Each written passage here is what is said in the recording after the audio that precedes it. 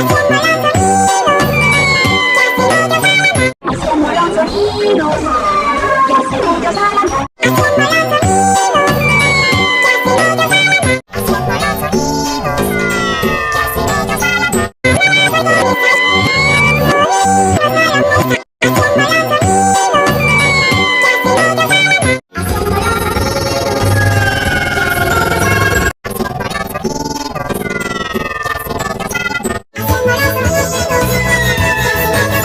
Haciendo los sonidos que hacen ellos al andar.